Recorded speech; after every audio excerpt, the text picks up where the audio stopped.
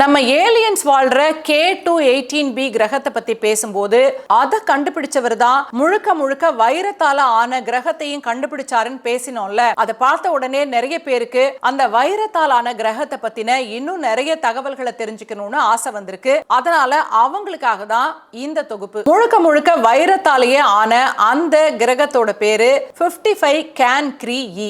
பூமியில இருந்து கிட்டத்தட்ட 41 ஒளி ஆண்டுகள் தொலைவில் இருக்க இந்த கிரகம் பூமியை விட 2 மடங்கு பெருசு. ஆனா எடைன்னு பாத்தீங்கன்னா பூமி மாதிரி 8 மடங்கு அதிக எடை கொண்டது.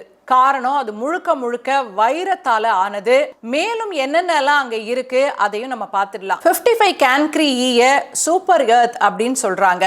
இங்க நிலக்கரி பாறைகளுக்கு பதிலாக உள்பக்கம் முழுசுமே தூய்மையான வைரங்களாலும் கிராஃபைட்டாலும் நிரம்பி இருக்கு. இந்த கிரகம் மட்டும் இப்படி விலை மதிப்பில்லாததா முழுக்க முழுக்க வைரமா மாறினதுக்கு ஒரு காரணம் இருக்கு. இது தன்னோட தாய் நட்சத்திரத்துக்கு ரொம்ப பக்கத்துல இருக்கு. அதாவது சூரியன் மாதிரி அதுக்கும் ஒரு தாய் நட்சத்திரம் இருக்கு.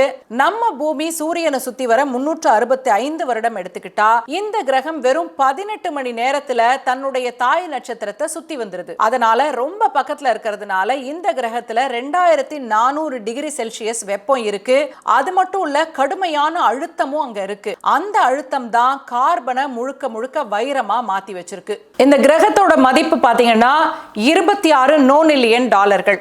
26க்கு பக்கத்துல 30 பூஜ்ஜியங்களை போடணும். அதுதான் அதோட மதிப்பு. இது பூமியில இருக்க மொத்த பணத்தை விட பல மடங்கு அதிகம். சரி, அந்த வைரத்தை அப்படியே இங்க அள்ளிட்டு வரலாம் அப்படின்னு நினைச்சீங்கன்னா கிட்ட கூட நெருங்க முடியாது, அவ்வளவு வெப்பம். அதையும் தாண்டி போனா நெருப்பு மழை பெய்யும், கதிர்வீச்சும் பயங்கரமா இருக்கும். அதனால அதை பார்த்து ரசிக்கிறதோட அப்படியே விட்டுட வேண்டியதுதான். விஞ்ஞானிகள் அதனாலதான் இந்த கிரகத்தை நரக உலகம்னு சொல்றாங்க. அங்க என்னதான் விலை மதிப்பில்லாத வைரம் இருந்தாலும் அது ஒரு நரகம் தான். அறிவியலை பொறுத்த வரைக்கும் இது ஒரு புதுமையான முன்னேற்றமான கண்டுபிடிப்பு தான். நீங்க என்ன நினைக்கிறீங்க இந்த வைர கிரகத்தை பத்தி?